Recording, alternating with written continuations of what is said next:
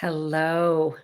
Happy Monday after conference weekend. How many of you have survived? How many of you have binge watched every recap that has been made after conference? It's been amazing. And the best thing I like about listening to multiple recaps is that everyone has a different perspective. Everyone caught something differently. And that's true with everything. I remember a talk by Sherry Dew once that said she had someone come up to her after a speech that she had made. And they said, "Thank you so much for your words." And she said, "What exactly did I say that really touched your heart?" And so then the lady told her what it was, and she said, "Actually, I didn't say that at all." And so this was an example that she had of how the Spirit touches people differently. And so I don't think I would use that in this case, but definitely people hear things differently. And so what we're going to talk about today is the well, there were multiple things as you listen that create a physical reaction. But two talks specifically kind of set me off. One of them was Dallin Oaks's talk, and I've already mentioned that in another podcast that I did. It was just a rehash of the talk that he gave, I think, in April of 2022. It was basically I am determined to get the proclamation to the family in canon. He wants it in the Doctrine and Covenants so badly. And so he has to quote it. And I love my favorite part was he acted like he didn't know where it came from. Like, there's this scripture that's out there that we really need to pay attention to, as if we haven't rehashed multiple times where this came, that he wrote it. He wrote the proclamation. And so, but he acts like, isn't this amazing? This revelation that came down. But it was the same old junk that he had said, the year before, where he had mentioned that we all have our own free agency. There are 3 degrees of glory. And if you want to live in the highest degree of glory with your family, with Jesus and everyone all together happily tripping through the tulips, then you have to be obedient and you have to follow all the laws. And that's fine if you don't. If you don't want to, that's fine. But have fun in the T-Celestial or the Terrestrial kingdom. And that's okay. I mean, you do you, right? That was what he was basically saying. And I wanted to it was kind of interesting because President Russell Nelson, basically said the same thing in his closing words. What I thought was interesting, though, and I'm going to show this to you now before I get into the meat of the program, what he quotes Jesus. Now, you guys, please tell me if I missed something. But I'm listening, and I may have turned my head for a brief moment, but I believe he said, Jesus said, and I quote, and then he quoted Jesus and then he unquoted. And I was like, were you there? What did somebody write that down? I'm confused where you think you just quoted Jesus. Let me play that for you. In God and His Son, Jesus Christ. Choosing to live a virtuous life in a sexualized, politicized world builds faith. Spending more time in the temple builds faith. And your service and worship in the temple will help you to think celestial. Okay, let me go to a different one because that was he got this tagline, and this is going to be all over Deseret. I was going to go into Deseret book today and just check the shelves just to see how long it would take to get product on the shelves to purchase that say Think Celestial. I don't know, because of the Ponderize brouhaha that happened, if they'll actually make t-shirts or mugs or whatever out of it. They'll probably just quote it 50 million times. But this is the one I think I wanted you to hear. Listen to this one. Never take counsel from those who do not believe. Oh no, this is Seek guidance from voices you can trust. yeah, we From can trust those prophets, voices. seers, and revelators. Yeah. and from the Never whisperings of the lie. Holy Ghost, who will show unto you the things what ye should do. Okay, well, let's talk about that, right? Not quite sure if the prophets, seers, and revelators are going to show you and tell you the things that you should be doing. Okay, that is okay. We'll just use that. I don't know where the clip is that I did, but we're gonna. Speaking of which, from Russell Nelson's words from his mouth, he said, "Don't listen to those that don't believe, because if you want the truth, you need to listen to the prophets and the apostles." Now, I want to refer you to a talk that was given at BYU. I believe it was in 2017. All right, so we're going to go to that real quick. Just keep in mind what President Nelson just said. All right. And he that receiveth light and continueth in God receiveth more light.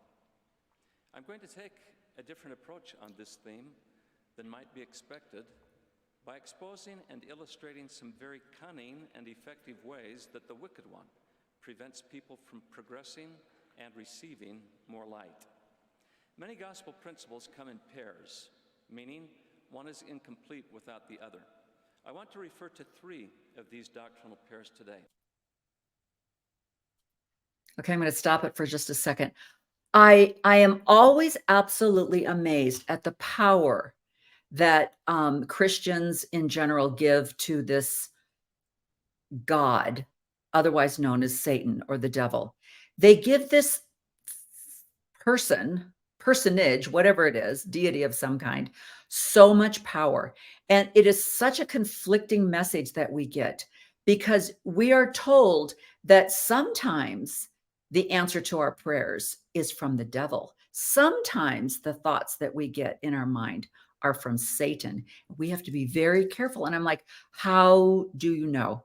How would you know with that kind of guidance? So this is what he's talking about. And I love the fact that the Christian leaders will give Satan more power than God. And how is a mere mortal to decide who it came from, which side it's on? So that's what he's talking about. So let's go back. The first, agency and responsibility, mercy and justice, and faith and works. When Satan is successful in dividing doctrinal pairs, he begins to wreak havoc upon mankind. It is one of his most cunning strategies to keep people from growing in the light. You already know that faith without works really isn't faith. My primary focus will be on the other 2 doctrinal pairs. First, you already know that faith without works is dead. There is no faith without works. We've already covered that. You already knew that, right? Just wanted to make sure that you already knew that. All right, let's go on. to illustrate how avoiding responsibility affects agency, and second, how denying justice, as it is referred in the Book of Mormon, affects mercy. The Book of Mormon teaches us that we are agents to act and not be acted upon, or to be free to act for ourselves. This freedom of choice was not a gift of partial agency, but complete and total 100% agency. It was absolute in the sense that the one perfect parent never forces his children. He shows us the way and may even command us, but nevertheless, thou mayest choose for thyself, for it is given unto thee. Assuming responsibility and being accountable for our choices are agency's complementary principles. Responsibility is to recognize ourselves as being the cause for the effects or the results of our choices, good or bad. On the negative side, it is to always own up to the consequences of poor choices. Except for those held innocent, such as little children and the intellectually disabled, gospel doctrine teaches us that each person is responsible for the use of their agency and will be punished for their own sins. It isn't just a heavenly principle, but a law of nature. We reap what we sow. Logically, then, complete and total agency comes with complete and total responsibility. Okay, so I want to just stop right there. I love that he's talking about free agency comes with consequences and that we are responsible for the consequences. I find that very interesting. And that's why I'm showing his talk, because he's going to tell us now that we have to be responsible for our behavior. And now remember, my brethren, that whosoever perisheth, perisheth unto himself, and whosoever doeth iniquity, doeth it unto himself. For behold, ye are free, ye are permitted to act for yourselves. For behold, God hath given unto you a knowledge, and he hath made you free. One of Satan's most crafty strategies to gain control of our agency isn't a frontal attack on our agency, but a sneaky backdoor assault on responsibility. Without responsibility, every good gift from God could be misused for evil purposes. Freedom, for example, of speech without responsibility can be used to create and protect pornography. The rights of a woman can be twisted to justify an unnecessary abortion. When the world separates choice from accountability, it leads to anarchy and a war of wills. Okay, we're just going to get rid of that.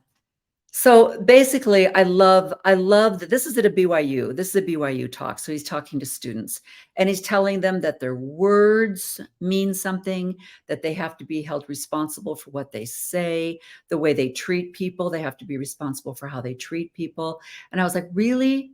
Really? Why don't you walk across the street or actually drive from Provo to Salt Lake and go into that big building and tell those 15 guys that they have to be responsible for their words, that they have to be responsible for who they support and who they back and who they encourage and who they invest in. They are responsible. Now, I don't know if any of you noticed, but President Ballard is right now not being held responsible for his interaction with Tim Ballard. In fact, he gave this little baby primary talk at conference where he basically, I loved it because I just thought to myself, everyone over at what used to be the Maxwell Institute, or maybe it's still the Maxwell Institute, but FAIR, everyone over there, Patrick Mason, Terrell Gibbons, they're all going, no, don't say it, no. Yeah, because he said everything that those poor apologetics have been trying to dispute or conflict in some kind of weird, verbal narrative that doesn't exist in the real life. They're trying to say, well, it wasn't really a translation. It was more a catalyst for revelation. But then you've got President Ballard standing up and saying, he translated the Book of Mormon from gold plates. He went into the grove of trees and kneeled down and received a revelation. And he's giving the 1945 or 1948 version of the first vision rather than the 1832 vision. I mean, it was literally a talk given in primary to the young children who are in stage 1 in their faith journey. It was like, do you guys, I mean, that committee for what is it called, the strengthening the church committee, they need to meet with these guys more often and just say, this is the stuff that's out there right now. The gig is up, everybody's on to us, they know what's happening. So whatever, anyway. All right, so we're going to talk a little bit about for me, I mean, it was 10 hours of conference. This talk bothered me the most. And I think because if we're talking about consequences to our behavior, that words matter, and lying and fraud, I think Elder Waddell's talk was the most egregious of all of the talks. It was blatant lies. It was fraud. And I know, and I love the insight that RFM brought when he did his recap.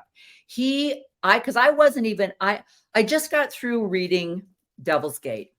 So when he started out talking about the Willie Martin handcart companies, I perked up and I did not think anything else. But RFM brought to the attention that this talk was basically about Tim Ballard, that he was basically punishing and shaming us for putting Tim Ballard up on a pedestal and thinking of him as a hero, like they weren't, okay? And it just blows my, like Ballard wasn't thinking of him as a hero. The rest of us are being shamed. RFM brought that, but all I heard was the Willie Martin Hand Cart Company. So let's go here to this old brother. Okay. And okay, what I'm going to do is I'm going to talk to you about, let me skip past here. I'm going to talk to you about Brother Waddell's talk. We're going to go through a little bit of what he said. And then what I'm going to do is I'm going to bring on, in a YouTube way, I'm going to bring on Lynn Packer. And he did a podcast, it's been a couple of years ago, which talked about fraud and lying for the Lord. And I'm going to introduce Lynn Packard to you. And then I'm basically going to go through Lynn Packard's YouTube video about fraud and how prevalent it is in the church and how common it is with our leaders, starting from the very beginning, starting with Joseph Smith. And I love this quote. It is let me see if I can get it up. There we go. The most dangerous liars are those who think they are telling the truth. And that's what we have here. I don't know if they think they're telling the truth. I just think that they think that they are lying for the Lord, that they're trying to keep everything in place and they're just doing the best they can. And they're just, they're not lying. I think they think they're eliminating, but regardless. So let's just start out. So Brother Waddell started out by talking about the Willie Martin Hancock. Now, let me read to you a little bit from this book, Devil's Gate. It was written by David Roberts, who is the author of quite a few books. Let me see if it says here how many books he has. Oh my gosh, 1, 2, 3, 4, 5, 6, 7, 8, 9, 10, 11, 12, 13, 14, 15, 16, 17, 18, at least 19 books. He's the author. And the subtitle is Brigham Young and the Great Mormon Handcart Tragedy. And it was written in 2008, or the copyright was in 2008. And it's if you have not read this book, you have to. If you have ever thought of sending your children on one of these Trek adventures, you need to read this book. And if you have already sent your children, you need to repent and read this book. Okay. So I'm going to read a little bit from the introduction. Let me see if was there an introduction, or did it just go right on to, let me just turn to, okay, one of my dog-eared pages, because there's so many things in there. Here's a quote. This is just a quote. It says, the already embittered Danish sub-captain John Amason resolved to file a formal complaint against the snow prophet, William Kimball, with Brigham Young himself. He apparently did so, for in his secret history, Amundsen writes ruefully, "Oh, you trusting simpleton, the prophet laughed right in my face." In the immediate aftermath of the Willie Company's arrival, church authorities went out of their way to minimize the tragedy. Millen Atwood, Willie's fanatical second in command, rose in the tabernacle a week after the party came in and told a large congregation, "We did not suffer much. We had a little bit of snow, but that was nothing. And we had enough to eat as long as it lasted. And when that was gone, you furnished us more. We fared first rate." He literally stood up in the tabernacle and gave that recount of these people that had died and suffered. And he made it out like it was no big deal. And when Brother Waddell spoke, he basically said, first of all, he completely put Brigham Young out of responsibility. And he said that when he heard about it, he was shocked and he immediately sent for rescue.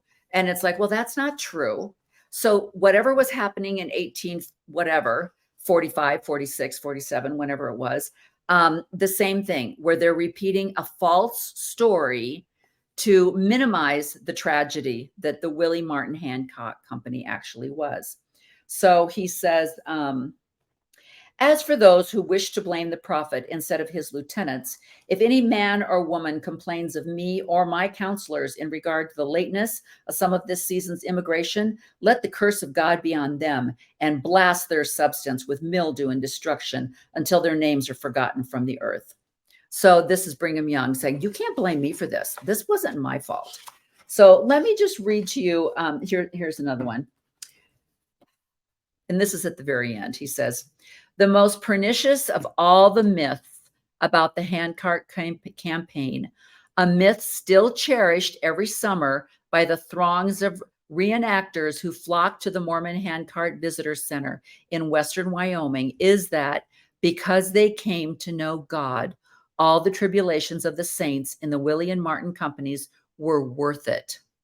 That myth effectively annuls the terrible realities of starving to death, of dying from exposure to the cold, of incurring frostbite so severe as to cripple one for life. It is a testament to the power of myth to rationalize senseless evil that many of the saints in the Willie and Martin companies apparently subscribed to, that justification for their suffering. Yet not all the victims so believed. Across the century and a half that separates us from the Hancock tragedy, a few voices still ring out in protest. John Bond, the 12-year-old in the Hodgett's Wagon Company, conjured up decades later the untold hardships, broken hearts, and so many deaths of loved ones he witnessed along the trail. Whatever was on the agents' minds, he wondered out loud before inveighing, the men in high standing with high priesthood power are yet to meet the innocent ones before the bar of God to answer to him for the atrocities of inhumane advice. And it just, I know that there's a new book that just came out. It's a trilogy of the Mountain Meadows Massacre, which was also Brigham Young. And it completely relieves Brigham Young from any responsibility with that. You cannot have a policy that says, we know these men aren't perfect. We know that they're not infallible. We know that they make mistakes, but then never acknowledge any of the mistakes that they make. You can't have it both ways. You either have to acknowledge that this was a mistake and we're sorry that this happened. He wasn't acting as a prophet. He was acting as a man. You can't say that everything that happened was by God's direction and then go, oh, when they're finally forced to admit something happened, well, they're just men, they're infallible. You cannot have it both ways. So when Brother Waddell started out his talk forgiving Brigham Young as if he knew nothing about it, and this book, you guys, it would be another hour for me. I'm already 24 minutes in and I've got to cover Lynn Packer, but my point is the myths and the whitewashing of history has gone on from day one, and we're still getting it, and people are still falling for it. So let's go past why this was just horrendous. So we're going to go to, let me go back. I want to introduce to you, if any of you are interested in anything that's going on with Tim Ballard, hey, if you've got all the time in the world, listen to the 45,000 podcasts that are out there. But if you want a simple to understand chronological order recount of what happened with Tim Ballard, search Lynn Packer on YouTube and start from 3 years ago. He was covering this at least 3 years ago. So let me see if I could make this a little bit bigger. Okay, so Lynn Packer is an award-winning investigative reporter, television news consultant, and trial consultant. He attended Box Elder High School in Brigham City, graduated from Utah State University in Logan, Utah, with a broadcast journalism major with German language minor. He was editor-in-chief of University of Utah's campus newspaper his senior year and was a radio disc jockey for KBUH in Brigham City and KVNU in Logan. Packer was in, and why did I cut those words off? In the United States Army between 1968 and 1970 in Vietnam. He was a television news anchor and producer for the Something in Vietnam network. And in the Shuang Tree Detachment, he was awarded the Bronze Star. Packer reported for KSL Television News in Salt Lake City, where he covered city, county, and state government. He did investigative reporting somewhere, can't read that word, and hosted a weekly talk show. Among the major stories he covered were the Challenger space shuttle disaster, the Mark Hoffman bombing murders, the trial of serial killer Ted Bundy, and the Judge Willis Ritter Corporation scandal. He also served as a consultant for CBS's 60 Minutes. His career spanned 10 years as an adjunct journalism instructor at Brigham Young University in Provo, Utah, and the University of Dartmouth in Dortmund, Germany. Packer consulted for various German television stations, including WDR in Cologne and Düsseldorf. And that's all I'm going to read right now. So that is, I mean, he is an amazing journalist. And if you go and look at his YouTube videos, as I mentioned, just start from 3 years ago and work your way up to the present reporting that he's doing on Tim Ballard. This is a book that he wrote. He was the journalist that broke the story about Dallin or Paul H. Dunn.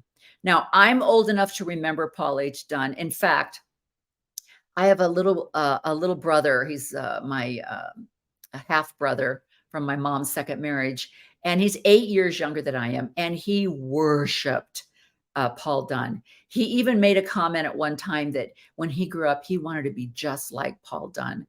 And so Lynn Packer actually is the one that broke the story that Paul Dunn was lying, that all of his faith promoting stories that he was telling in church, that none of them were true. His stories of his service in World War II, that he played professional baseball, just all kinds of stories, that everything he said was a lie. And it was, so this man does not put up. In fact, don't just stop with Tim Ballard. Okay. Go on to his YouTube about the Attorney General in Utah. Golly, yeah. Who's the current Attorney General in Utah? I can't remember. It just blew. I should have written it down. Anyway, he has a whole thing on the lies that he's told and his companionship with Tim Ballard. They just go hand in hand because they're both liars and they're fraudsters, and he reveals it. And it's just absolutely amazing. I love this quote. It takes a lot of truth to gain trust, but just one lie to lose it all. So anyway, all right. I think we're done with that. By the way, these are the 3 women that spoke in conference. I just wanted to highlight that. I didn't really enjoy Amy Wright's talk. It was a little bit typical Relief Society, baby voice, a little bit of emotion. Tamra Runya and Emily Freeman, their talks were really good. They're really good. They were very nice to listen to. So I just wanted to bring that up, that out of the whole 10 hours, these are the 3 women that spoke. And you know what? Tamara, I think it is, and Emily, talks like that we should hear more of, more women. Talks like Amy's, we don't need any more. If we're going to have more women speaking, but that's what we're listening to, we don't need to listen to that. So that's, I just wanted to throw that in there. So, all right, let's get that out of here. So let's start right away with brother Lynn Packer. Now, he has been excommunicated from the church, of course. But I'm just going to play his YouTube, and we're going to talk about it. Okay. Because it's just so amazing. It's absolutely amazing. Book, Lying for the Lord, the Paul H. Dunn Stories, deals with the issue of Mormon fraud.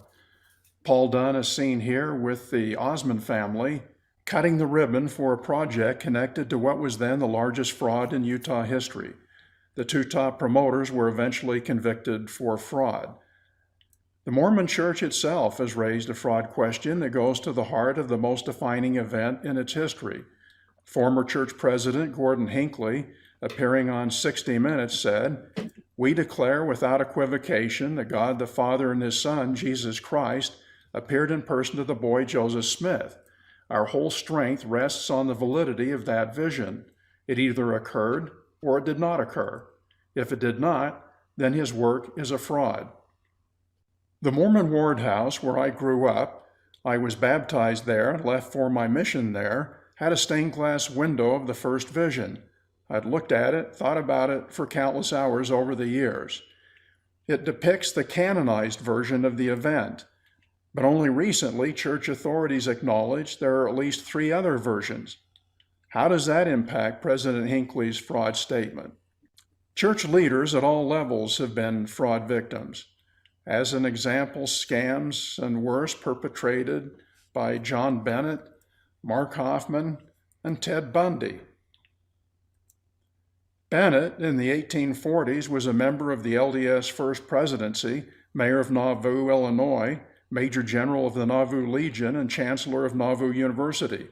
Among many other indiscretions, Bennett ran a diploma mill by conferring fake degrees for money. He had fooled even the church's president, Joseph Smith. Mark Hoffman committed an elaborate historical documents fraud that deceived leaders at the very top. He committed 2 murders in an attempt to cover up his crimes. Here I'm talking to him during a break in a court hearing. I covered it as a reporter. The full extent of his document fraud never came to light. Ted Bundy was a serial killer who murdered more than 30 women. As a reporter, I covered his first trial, after which he escaped and continued his murder spree. Missionaries baptized Bundy right in the middle of the killings. Those missionaries attended that first trial in his support. Mormon members are both perpetrators and victims of the fraud epidemic that continues to plague the church. Members are both wolves and sheep. In the late 1800s, the king of confidence men coined the phrase, "There's a sucker born every minute," and it also includes the phrase, "and 2 to take him," that is, 2 swindlers. Today, there's no shortage of LDS con men and thousands, if not possibly tens of thousands, of potential Mormon suckers. I know, it's baffling. How can an organization that claims to be the only true church, where honesty and discernment among its members should be much better than average, or at the very least be average, how, taken as a whole, could their ethical conduct and ability to tell the difference between right and wrong be worse than average? In 1982, one of the church's general authorities, Hugh Pinnock, gave a speech about the problem. He gave it as the fraud I talked about in my book was being widely covered by the press. In his speech, he said, "Years ago, no one would have believed Utah would be labeled the scam capital of the world. It's bizarre, but it's true." Elder Pinnock called Utah's white-collar fraud crime an overwhelming embarrassment. And then 4 years later, Pinnock himself was victimized in the Mark Hoffman documents fraud. News stories across the country chronicled how Hoffman had conned top LDS leaders, including Pinnock. In 1983, this was among many similar stories that were widely disseminated about swindlers finding a haven in Utah. It quoted Utah's U.S. Attorney Brent Ward and the state's Attorney General Dave Wilkinson, both who were Mormons, dubbing Utah the fraud capital of the world. So what are some of the common types of frauds perpetrated by Mormon con artists on Mormons and non-Mormons? Here are a few categories where fraud often occurs, often called white-collar fraud or affinity fraud. One is cold calling that involves telemarketing and door-to-door. You could add the internet to that. Verbal and written communications that are made selling legitimate or illegitimate products. Multi-level marketing, mortgages, doing home loans, and investments, stocks, and could be investments in things like real estate. Penny stock fraud began mostly in the 40s. It's a form of securities fraud involving over-the-counter pink sheet transactions, publicly traded companies where the stock sells for less than $5 a share. It really began with uranium stocks that sold for pennies a share, like I said, in the 40s. And it established Utah as the fraud capital of America. Ponzi or pyramid schemes is where really high rates of return are promised with little or no risk to investors. They generate returns for early investors by acquiring more and more new investors.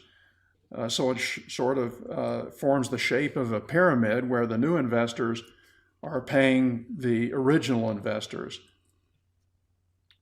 Multi-level marketing, MLM, it's also known as Mormons losing money, where MLM promoters sell products and distributorships and recruit downline distributors. This also forms the shape of a pyramid.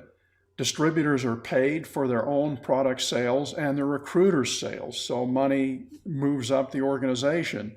Now, these can be legal or illegal, and it's not the same as the investment type pyramid schemes. MLM products such as nutritional supplements and anti-aging creams are almost always overpriced and overhyped. Fraud occurs if misrepresentations are made. Door-to-door direct sales cold calling sell anything like pest control scriptures, alarm systems, solar panels, and it's very similar to missionaries tracting and knocking on doors. Door-to-door sales are illegal if false statements are made. Telemarketing, also called outbound cold calling, that is, the caller does not know they're getting a call.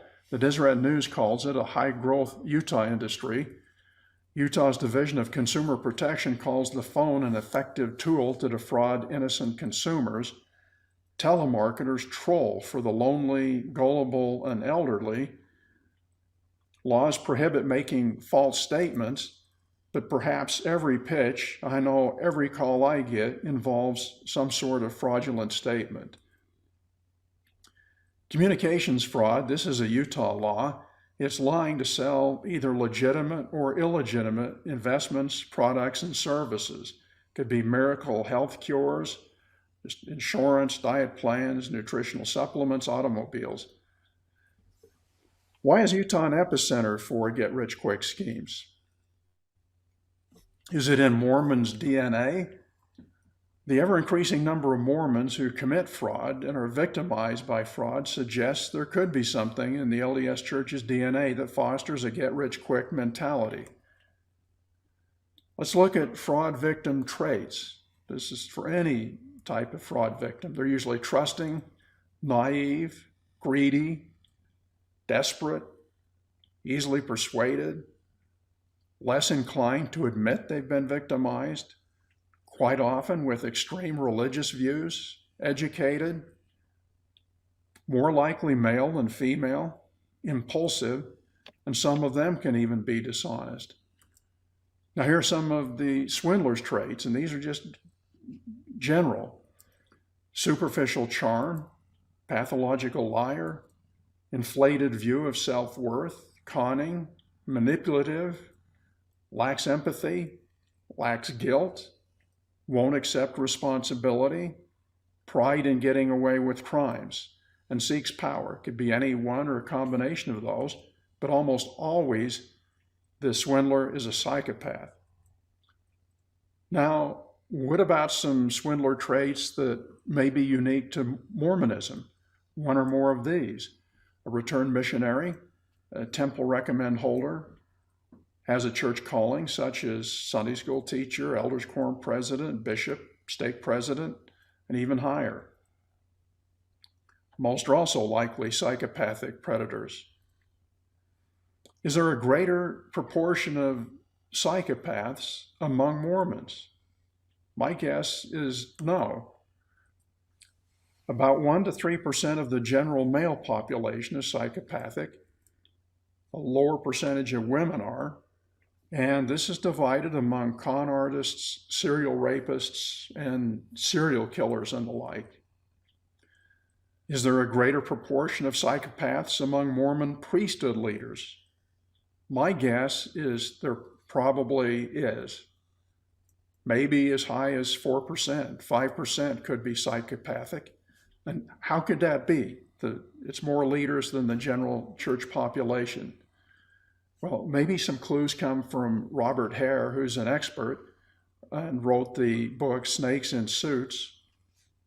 He said affinity groups are particularly attractive to psychopaths because of the collective trust the members of these groups have in one another. Like all predators, psychopaths go where the action is, which means positions and organizations that afford them the opportunity to obtain power, control, and status. Okay, I just want to come on here. Let me see if I can back that up a little bit because I want to repeat that. Lynn Packer also covered Ted Bundy's case. And I don't know if any of you know that Ted Bundy was actually baptized into the church and he got involved in the young single adult program. And so when you're talking about psychopaths getting involved in affinity groups, Ted Bundy is a perfect example.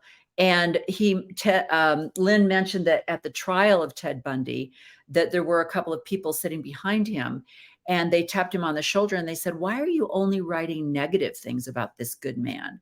And he said, "Well, right now I'm covering the trial and now the prosecution is the one that's speaking. So that's what I'm talking about. But why do you think he's a good man?" And these two guys said, "Well, because we're the people that baptized him." And so there again, there was this, no, I'm the bishop, I'm the missionaries, we're the people that baptized. There's no way that this kind man could be a serial killer because, we looked into his eyes, we saw his countenance, we know that he's a good man. He married and was the stepfather to someone that he met, I believe, in one of these. I read the whole Ted Bundy thing a few years ago, and he married this woman. And I think he really was kind of a good husband and a good stepfather to this girl. And then he just killed a lot of people. So anyway, so I just want to kind of go back a little bit. I like where he says, "Is there a greater proportion of psychopaths among Mormons?" My guess is no. And then he says, "Is there a greater proportion of psychopaths among Mormon priesthood leaders?" My guess is yes. And then he goes on to say, affinity groups are particularly, let's see if I can catch that here. It's very touchy. Particularly because of the collective trust that members of these groups have in one another.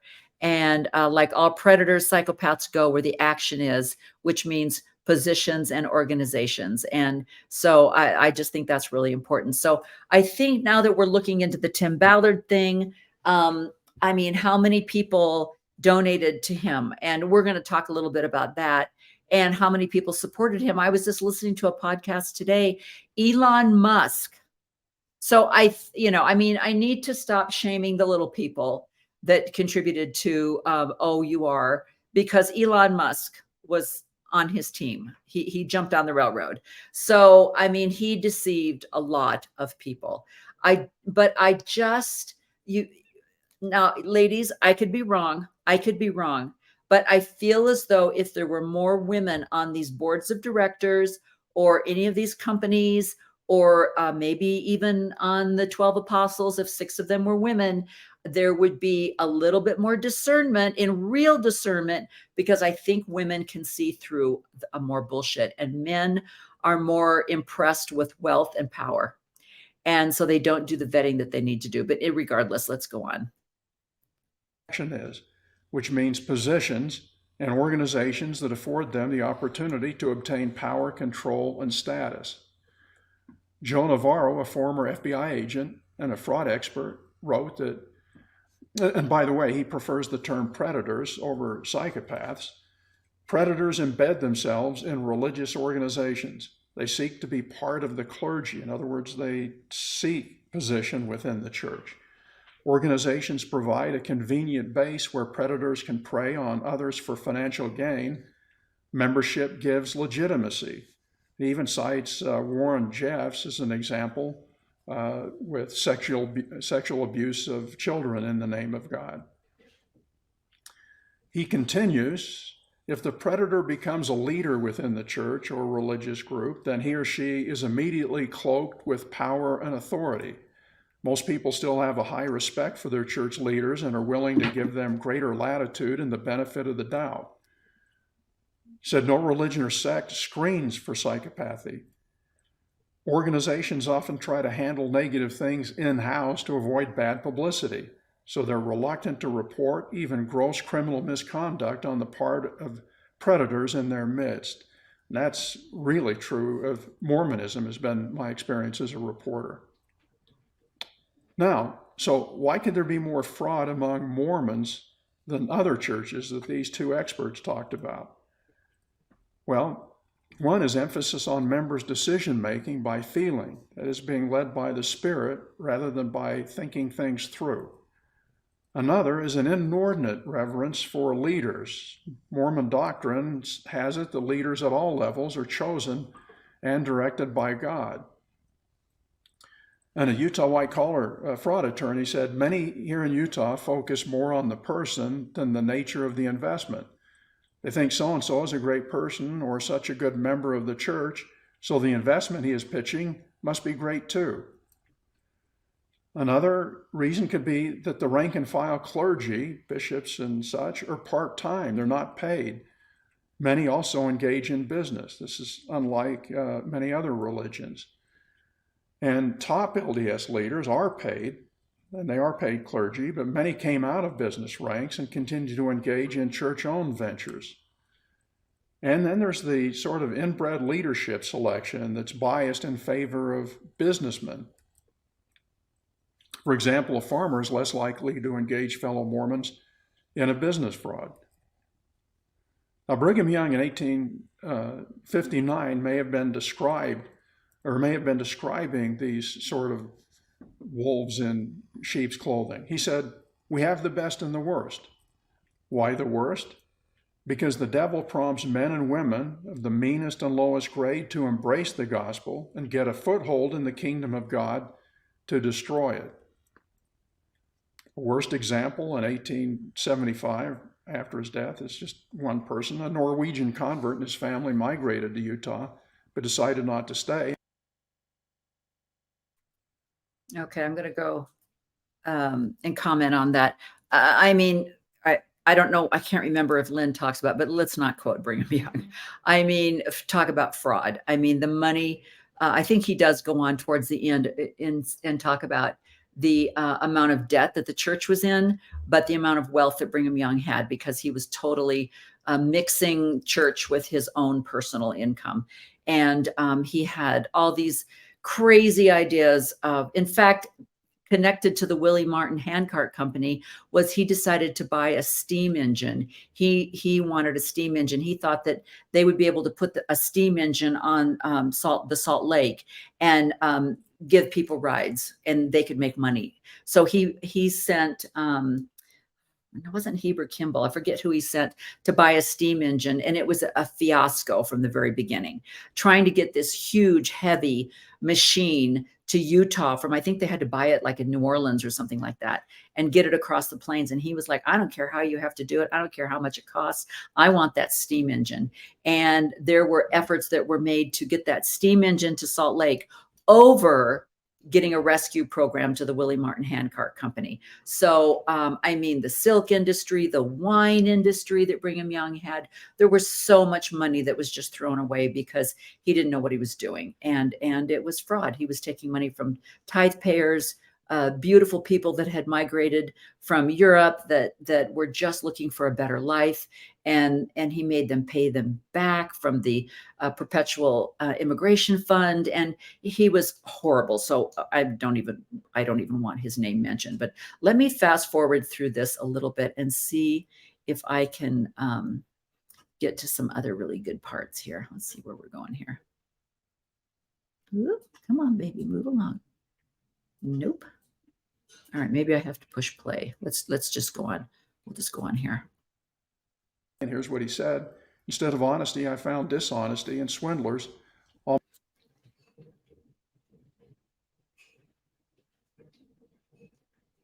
debts, and the Lord will pour out temporal blessings upon you in great abundance today. It could explain the incongruity, why many Mormons are among some of the best people in the world, and yet others are among some of the worst. Why so many of those worst Mormons engage in so much sleaze and fraud. Okay, so I'm going to stop this right here because he's going to go on and talk about tithing. And Neil Anderson was one of the speakers at conference this weekend, and he spoke about. And one of the things that infuriated me with Neil Anderson's talk was he had the gall, just the absolute gall, to give as an example of faith the fact that this huge fire that had happened, I believe, in Chile. Go back and listen to the story. I'm sure I'm not getting all my facts correct, but there was a bakery that survived the fire, even though all the other businesses around the area were absolutely flattened and just destroyed by this fire. There was a bakery that survived, and the little boy, the little boy of the man that owned the bakery, he said, "Well, that's because you paid your tithing and you gave away free food, and the Lord blessed you." And I heard the same crap about Hawaii. And I heard the same thing. And I remember, and this was years ago. You guys remember Columbine, right? This is what, 2000, gosh, when was Columbine? Was it before 2000, 2001, 2002? I'll look it up. But I remember my mother actually telling me the story of some kids who they were supposed to go to seminary, and then they were going to go to school, but they just really felt like they needed to stay home that day. And so they survived the Columbine shooting because they were inspired to stay home. And if any of you, I mean, it's stories like that. You have to read, I'll see if I can find it, but I read a book. I gave a talk at Sunstone, and it was about how bad things happen to good people, and this weird idea that you will be blessed, above others. The prosperity gospel: you will be blessed above others if you pay your tithing. That you will be rewarded there, and it goes along with this whole prosperity gospel. The idea that everything happens for a reason, that you were spared by God, that you were in a car accident, but God saved you, but the neighbor down the street lost their 16-year-old son in a car accident because he was needed on the other side. The pain and the suffering that goes on because of this kind of mentality is just horrendous. So he's going to go around and talk a little bit about that. There could be a doctrine factor involved here. Want to talk about prosperity gospel, tithing as a financial investment. President Heber J. Grant said, "I want to say to you, if you will be honest with the Lord, paying your tithing and keeping his commandments, he will not only bless you with the light and inspiration of the Holy Spirit," and so here comes the prosperity gospel part of it, "but you will also be blessed in dollars and cents. You will be enabled to pay your debts, and the Lord will pour out temporal blessings upon you in great abundance." Again, depicting God as an investment banker. Now, just to talk a little bit about that, I don't know how many of you, we have been in some really amazing, I don't think there was only one ward that we were in, and it was right after we actually had a horrible financial setback. And I was pregnant with our 6th child, and we lost our house. It was 2008 during the housing crisis. And, when interest rates were 12% or 14%. And we had, we had taken a second mortgage out on our home, and then interest rates were like 12 and 13%. And then my husband took a pay cut at work to actually move up in the company. And we couldn't make our house payments anymore.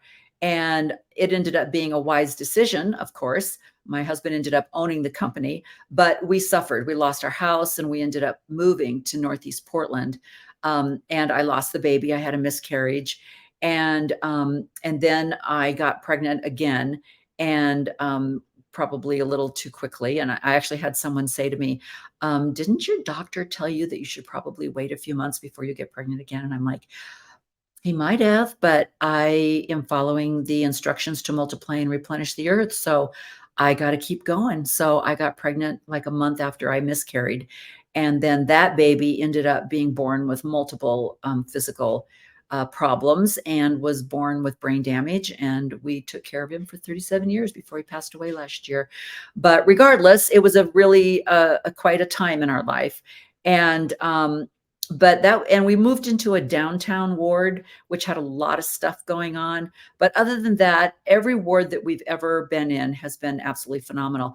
And we've known people that have struggled financially, really struggled to make ends meet. And they were faithful temple going, tithe paying people. So this whole idea that you will be just abundance will just rain from heaven if you pay your tithing is such a false teaching. And it causes a lot of depression and a confusion for people. So I just wanted to throw that in there. President Lorenzo Snow said, poverty exists among the Latter-day Saints and always will exist until we obey the law of tithing. As you obey this law, the Lord will bless you both spiritually and temporally. Just another connection. When people pay their tithing faithfully, he helps them find a way out of their financial problems and difficulties. Then General Authority David Bednard said, I promise that as you and I keep the law of tithing, the windows of heaven will be opened and spiritual and temporal blessings will be poured out, such that there shall not be room enough to receive them. Keith Woodwell is director of the Utah Securities Division. That's the division that deals with a lot of white-collar fraud in Utah. He said there's this notion that if you pay your tithing and do what you're supposed to do, the windows of heaven will be open to you and God will pour you out a blessing such that there's not enough room to receive it. He said, so it's very easy for someone who has fraud as their motive to use that doctrine and say, look, you're a member in good standing and you pay your tithing and you're entitled to be blessed, of course, with money. Mormon financial fraud. It was there in the very beginning. Okay, I have to stop right here. I love that he's going to go back and just talk about, I mean, as you can see, between Lorenzo Snow to David Bednar to Neil Anderson yesterday, they're telling the same story. And I think it's so ironic that Lynn Packard, not, as I mentioned, this podcast was done quite a few years ago, 2 or 3 years ago. And so I can't even, no mention, because it hasn't come to light yet, that the church was just fined for 13 shell companies with securities fraud. So, I mean, he's going to start from the very beginning, but as you're listening to him talk about this, I want you to remember that the church was fined just a few months ago with security fraud. So let's just keep that in mind as you're listening. Just 7 years after the church was formed, a Kirtland, Ohio bank became its first major fraud. It began as an illegal bank, so it went downhill from there. Sidney Rigdon was its president. Joseph Smith was the cashier. It failed within a year. Many church leaders and bankrupted members quit the church, and Joseph Smith was charged with violating state banking laws and fled to Missouri. As Mormons moved to Nauvoo, there was money to be made and lost in real estate. I just want to throw in here too, that when Joseph Smith fled, notice he said fled to Missouri to get away from being arrested for fraud, there were a lot of men that had positions of power in Missouri. And when Joseph Smith arrived, he was like, oh, I'm here now, taking over. We might have to move a few people around because you're no longer in charge. I'm in charge. Caused a lot of people to leave the church, and there was a lot of stuff going on in Missouri. So just a little bit of history you might want to look into. State ventures.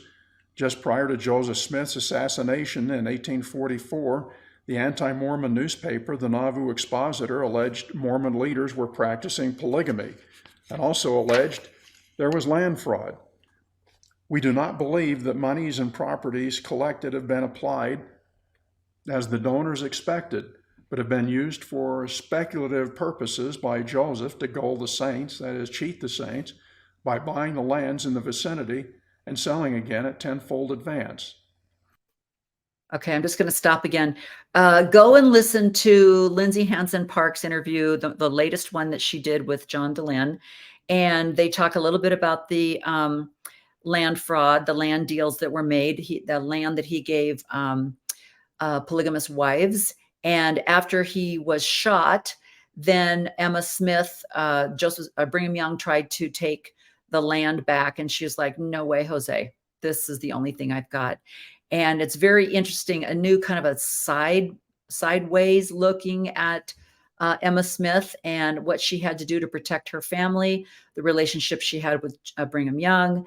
And it's very, very interesting. But yeah, a lot of land fraud. Missouri, they don't talk about this. Another myth, they don't talk about this when they're talking about the persecution of the saints in Missouri. A lot of it was due to the land fraud that was going on. They were actually given a county.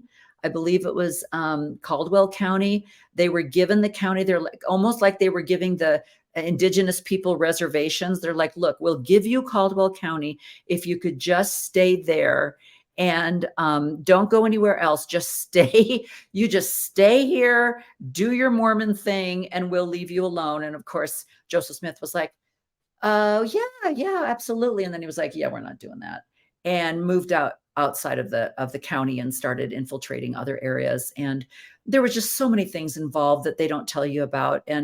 And so the myth of persecution continues.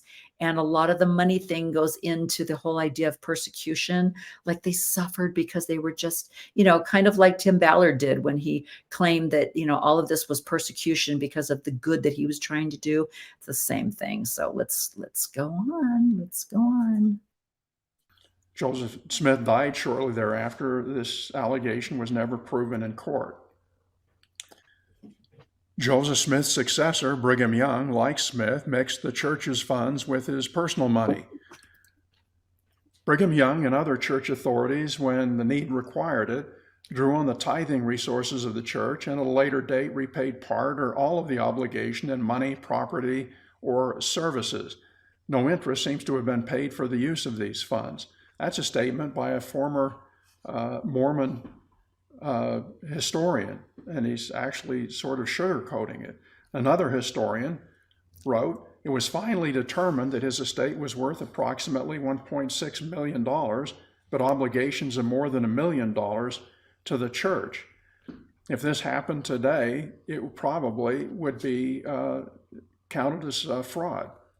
A few years after Brigham Young's death, an Ogden, Utah bank, whose stock was largely owned by LDS general authorities, was infested with fraud. Apostle Abraham H. Cannon was the majority stockholder, and Apostle Joseph F. Smith, director and past president. The bank was plagued with fraudulent loans, accounting fraud, embezzlement, and violation of banking laws. The crimes were covered up, and the bank was bailed out by Apostle Heber J. Grant, who sought investors and used church funds for the bailout. Isn't that amazing? 1920, used church funds for the bailout, was accused of fraud.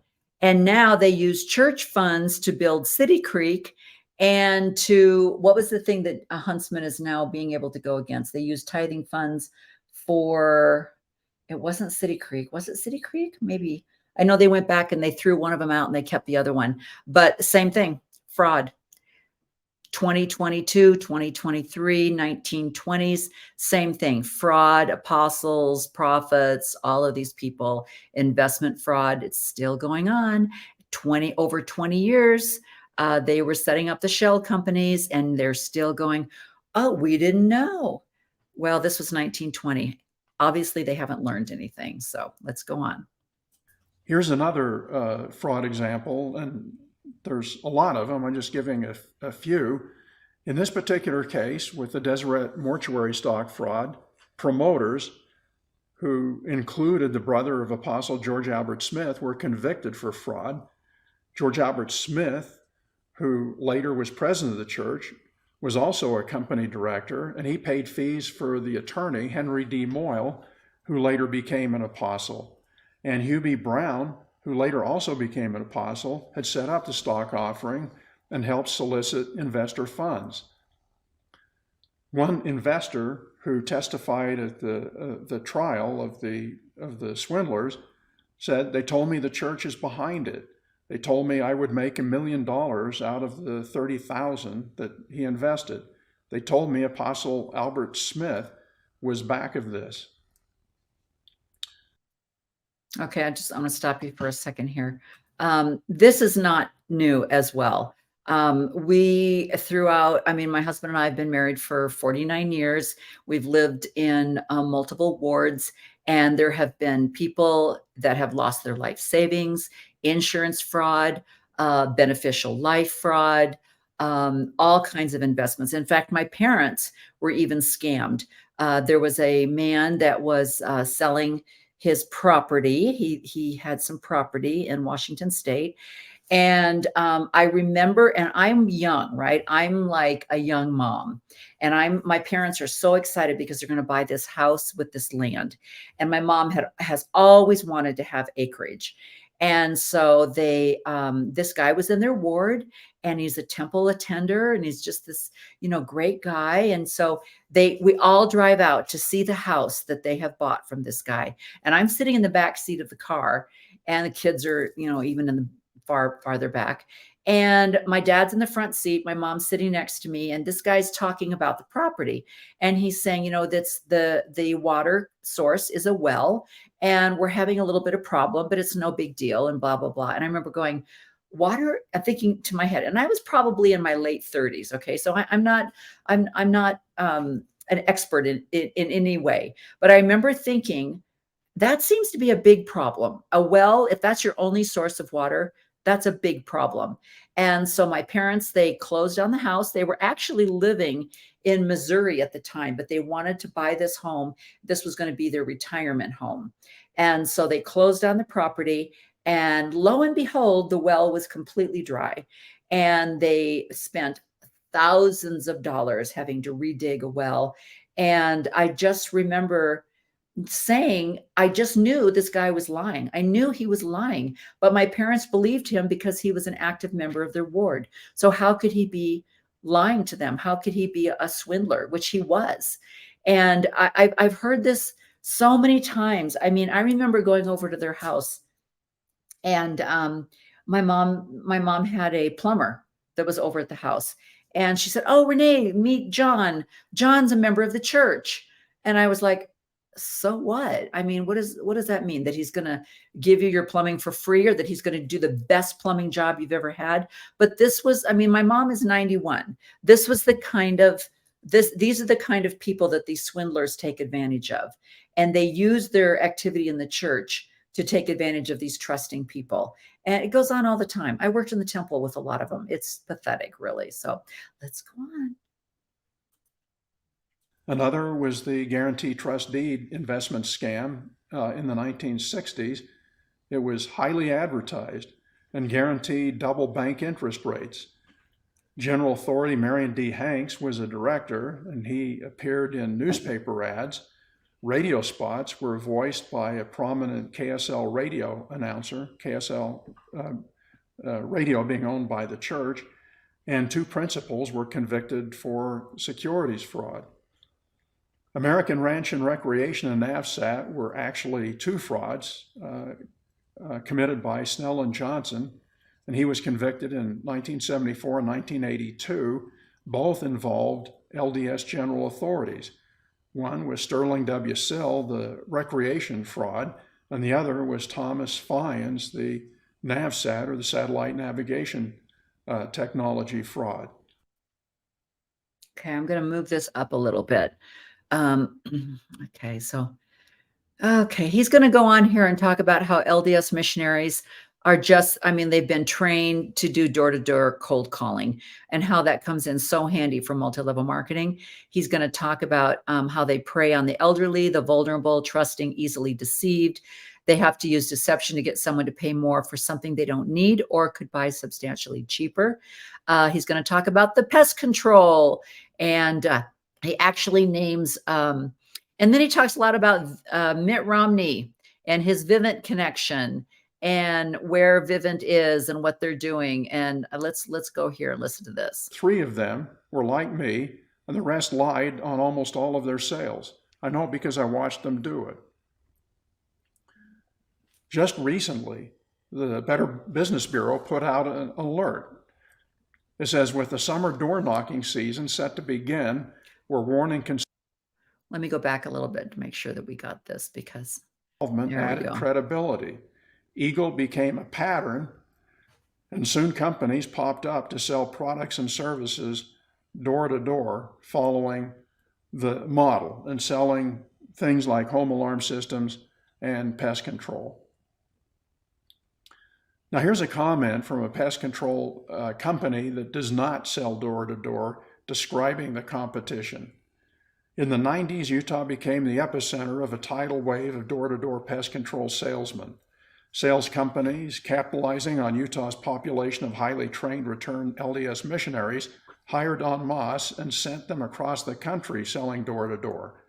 What followed was an abundance of new startup pest control companies, each focused on door-to-door sales. There has to be more pest control salesmen per square foot in Utah than in any other place in the world. Then there's the Vivint home alarm example. It's now the name of the home for the Utah Jazz Pro basketball team. Vivint has now become the superstar of Utah County door-to-door sales companies. They began with home alarms and then expanded to solar and home automation. In 2012, the Blackstone Group bought Vivint for $2 billion. And in 2014, Vivint Solar went public on the New York Stock Exchange with the ticker symbol VSLR. Mitt Romney has connections to Vivint. He cut the ribbon a few years ago for its new headquarters. His former chief of staff, Alex Dunn, as chief of staff when he was governor, is now Vivint's president, making $2.2 million a year. And Romney's Solamare Capital very recently was part of a $100 million investment in Vivint. Then there's the Vivint sleaze factor. The Vivint sales staff has left many customer complaints and regulatory warnings strewn along its path. Some customers referred to the missionary-like salespeople as slugs, crooks, little liars, and drones. One former employee said he only sold 70 systems one summer. This is what he said, because I actually was truthful to people I sold to. And he went on to say, as for the 30 people in the office, I witnessed 3 of them were like me, and the rest lied on almost all of their sales. I know because I watched them do it. Okay, so we live, currently we have a summer home here in Utah. The rest of the time we live in Arizona, and we are surrounded by these multi-level marketing companies. Unique is right down the street. doTERRA is right down the street. We live right near the Silicon Slopes. And they're just all over the place. And from what I understand, Utah has a fabulous tax program for multi-level marketing and a lot of these programs. And the reason why is because the owners of these companies are members of the church. Therefore, they pay tithing. So it is a financial gain for these multi-level marketing businesses. And we all know where, let's see if we can speed up here and find the multi-level marketing section that Lynn is covering, how only the very top 1% earn any money whatsoever with multi-level marketing, biggest scam in the world. And you've got doTERRA, you've got, I think he talks a little bit about Mona V. I want to show you a little bit about, let me see if I can, let me find the information, then I'll show you something. So let's go back here, and then let's go here, and let's see if we can fast forward Just a little recently. bit. Okay. Mango that makes unproven, alleged false claims like it's anti-inflammatory, antifungal, antiviral, and anti-cancer. MLM is really a colossal cancer on the state and on the Mormon Church, but it generates huge tax and tithing revenues.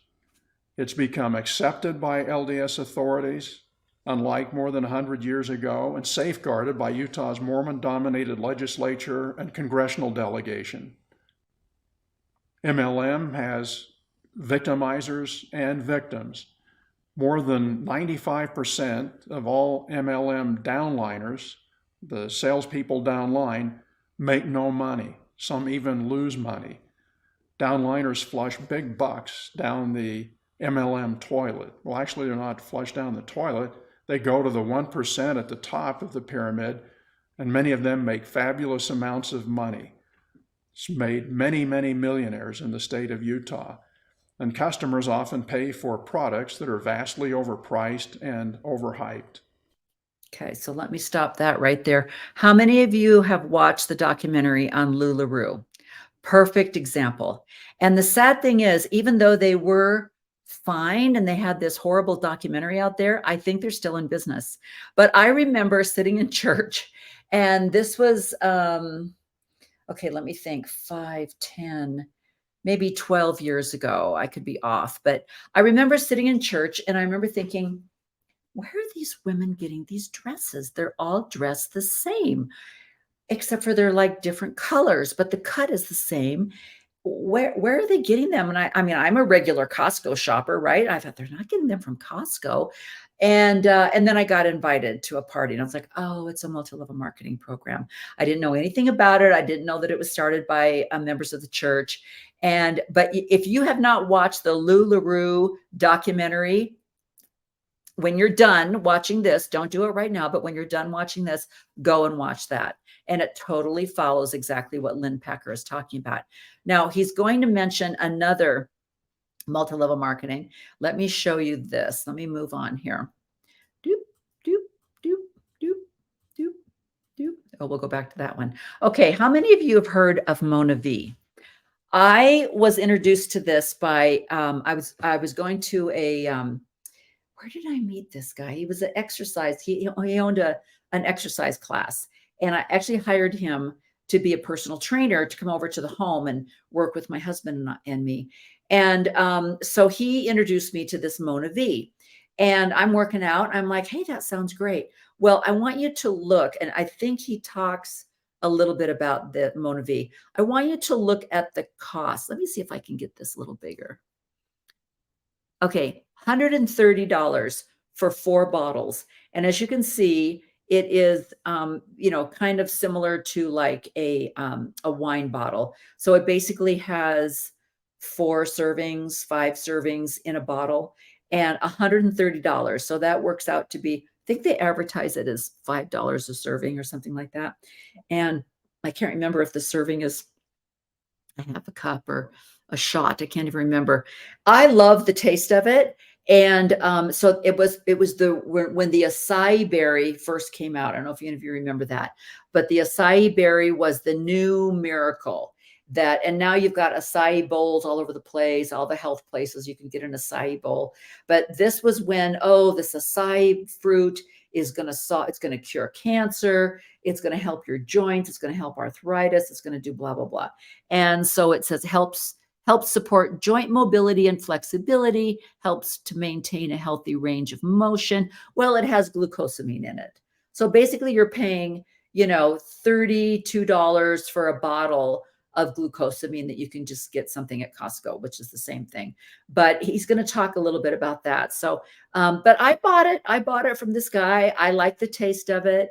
My dad had just been diagnosed with triple bypass surgery. So he started drinking it for heart health because, of course, it has, vitamins A, C, and E to help protect against oxidation.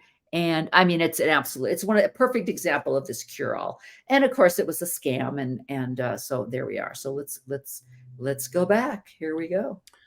Nutrilite was really the beginning of multi-level marketing, and it began. I'm going to skip past that a little bit. Going to go back to test where you would send in your urine and then they would tell you what vitamins you needed to take care of deficiencies. It was all part of the scheme. Trump appeared on David Letterman and was asked, what would you do if you lost everything and had to start over from scratch? Trump said, I would find a good network marketing company and get to work. And I think that says a lot about Trump and a lot about MLM. Utah has become an MLM world headquarters. Here are some of the headlines: how Utah became a bizarre, blissful epicenter for get-rich-quick schemes. A Utah television station named their series Multi-Level Mecca, Utah. I'm going to skip past that a little bit, move on. This is fun. Meeting him in church. Said the son of Enzio Buscia came to my ward one time, stood up in priesthood meeting and tried to recruit us to Tahitian Noni Jews. It was really awkward. New Skin is really Utah's archetyped MLM venture. It sells and markets a large variety of products. Okay. I don't know if I can keep watching. You guys, I'm going to let you finish. I want you to find this on YouTube and finish watching this. What New Skin did going into China, the backing that they had of apostles and prophets and people in the church. But like they said, the money, the revenue that it brings into Utah, and then the tithing dollars that it brings in. If you want to see a huge multi-level marketing scam, it's called the Mormon Church. Okay. And when they're asking for tithing dollars, there you go. It's perfect pyramid scheme. So I'm going to leave it at that. Let me just show you a little bit of this, because there are also on YouTube recordings of Tim Ballard speaking at doTERRA, which is a multi-level marketing. It's your essential oil company. And he also spoke at a doctor's convention. He spoke at New Skin. He's spoken at a lot of these multi-level marketing companies invested in him. So I want you to just show a little bit of Tim in action. All right. We now have the privilege of welcoming to the stage a remarkable individual who's no stranger to doTERRA or our conventions. He's been with us here before. A few years ago, while he was working as a special agent for the Department of Homeland Security, he discovered that there were things that the U.S. government could neither legally do nor effectively do to rescue victims of sex trafficking, especially in foreign countries. He therefore resigned from his job with the U.S. government and founded a private, non-governmental company which has become one of the most successful, if not the most successful, anti-human trafficking organizations in the world.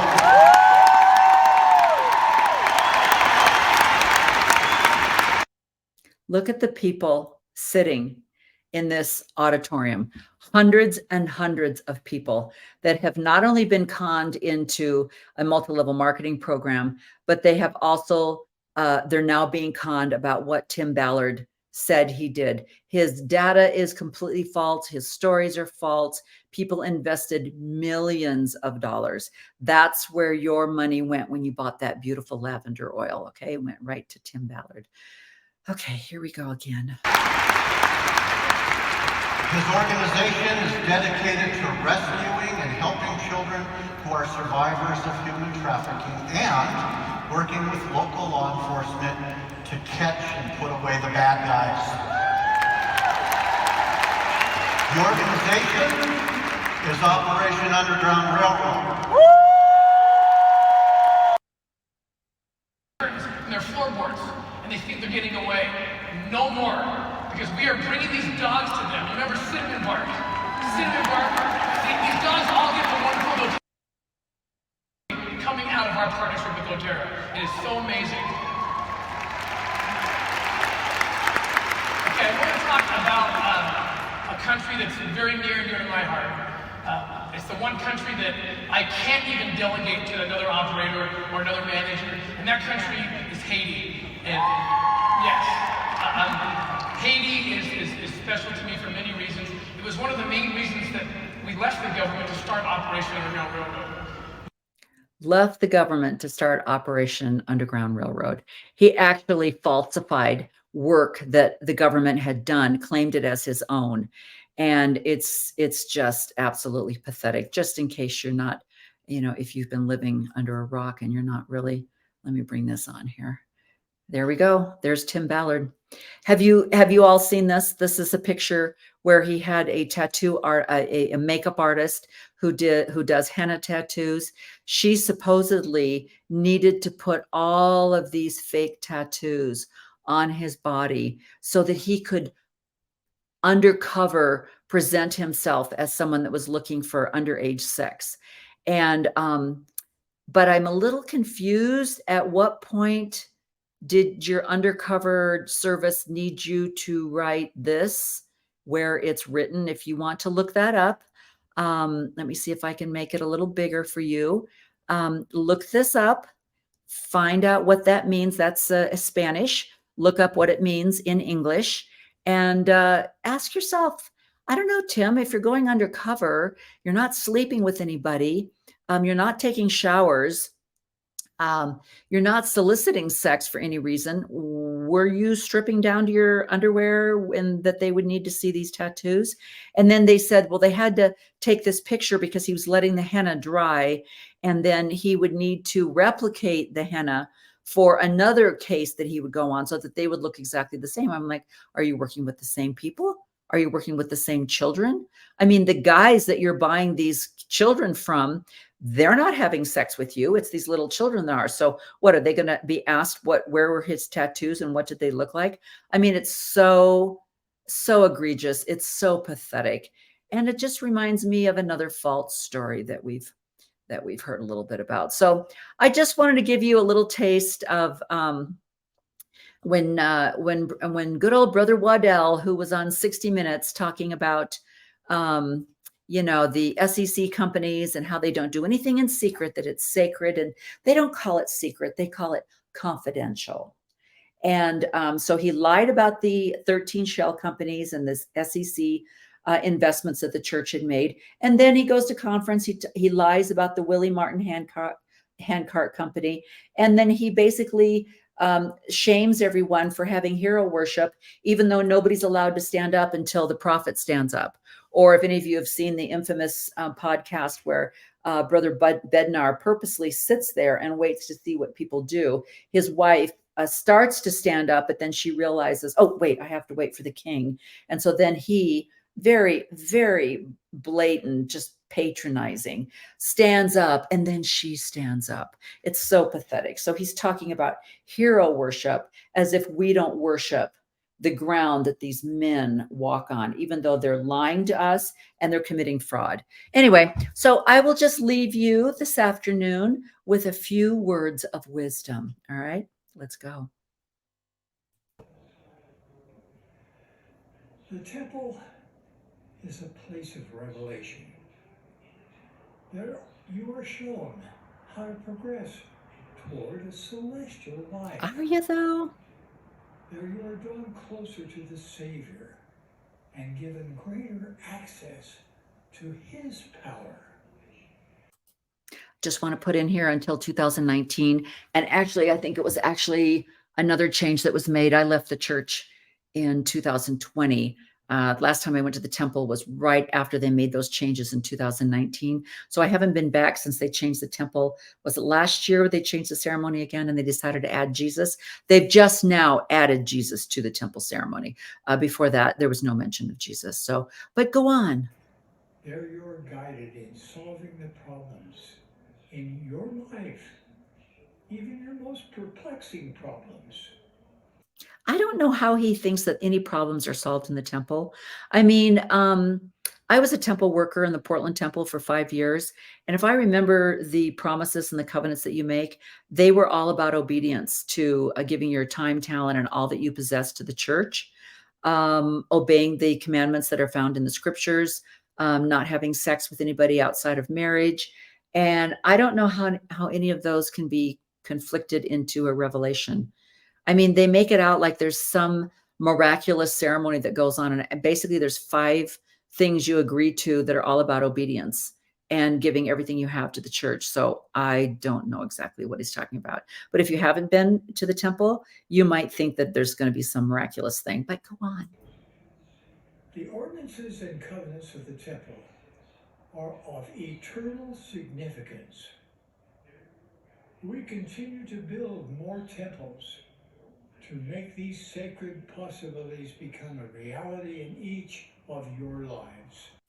Or we are a $250 billion corporation that needs to spend some money. Otherwise, we're really going to get in trouble. So we're just going to start collecting real estate. And I think it's the number one private landholder in the United States. So there's that. And by the way, the temples that he announced at the end of the sessions, not one of them was in Ireland or Scotland. Ireland and Scotland has 0 temples. Can you believe that? But we're going to build 3 more in Africa, but there are none in Ireland and Scotland. Crazy. Paying tithing requires faith, and it also builds faith in God and His Son, Jesus Christ. So tithing doesn't have anything to do with investment. It's just about faith. And that's the only reason why you should pay we don't need your money, but you need to pay your tithing. That's the message that they gave. Choosing to live a virtuous life in a sexualized, politicized world builds faith.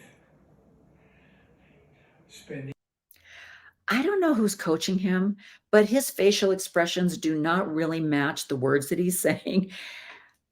And it's a little scary, actually. It's kind of eerie. More time in the temple builds faith. How do you get a temple recommend? Anybody? Anybody? How do we get a temple recommend? Oh, that's right. We pay our tithing. Go on. And your service and worship in the temple will help you to think celestial. There's that logo. The temple is a place of revelation. There you are shown how to progress toward a celestial life. I don't know what that means. Closer to the Savior and given greater access to His power. I don't have any power. I don't know what he's talking about. There you are guided in solving the problems in your life, even your most perplexing problems. Okay, I know there's a lot of people that go to the temple because they use it as a place of solace. They will go through the entire ceremony, the 2-hour endowment ceremony, and then they go into the celestial room and they use that time in the celestial room to pray about something that they might have problems with. So if that's what he's talking about, you can go someplace quiet and peaceful and do the same prayer somewhere else. And it's not going to cost you 10% of your income. So there's that. The ordinances and covenants of the temple are of eternal significance. We continue to build more temples to make these sacred possibilities become a reality in each of your lives. Okay. It's so funny because one of the talks that was given at conference, the gentleman said, I think if the temples get closer to you, which by the way, one of the temples that they announced was going to be in Vancouver, Washington, which they had purchased property years ago, like literally in the 70s. They were going to build the temple there. And they never did. They built it in Portland instead. And what's funny is almost all of the people that worked in the Portland temple lived in Vancouver. And so it's going to be very interesting to see where they go with this, because if they build a temple in Vancouver, who's going to be manning the temple in Portland? I don't know. We'll have to see. So anyway, that's all for today. I'm going to let you go. Let me just see if this guy has anything else to say. For survival of the fittest. We could call agency without responsibility the Korihor principle, as we read in the book of Alma. That every man conquered according to his strength, and whatsoever a man did was no crime. With negative consequences removed, you now have agency unbridled. Ooh, you think? Reckoning. If Satan is not successful in fully separating agency from responsibility, one of his backup schemes is to dull or minimize feelings of responsibility, what we could call the Nehor principle, also found in the book of Alma. that all mankind should be saved at the last day, and that they need not fear. I'm going to skip past here. Let's see what he says towards the end. Let's recap this whole thing. Discovered there is power and control in the expression "I'm sorry" Mm. when it is used with love unfeigned, empathy, and not merely to excuse ourselves. In a marriage, a 50% attitude on both parts may seem logical, but only a 100% attitude on both parts closes the door to the anti-responsibility list. A final lesson this sister learned is that you cannot control the agency of another person, only That's your own. right. A loving mother once gave the following wise counsel to her daughter who was unhappy with a struggling marriage. She had the daughter draw a vertical line. Okay, let's let him bring this in here. Why do ye suppose? Where he counsels his wayward son Corianton. What? Do ye suppose that mercy can rob justice? I say unto you, nay, not one whit. If so, God would cease to be God.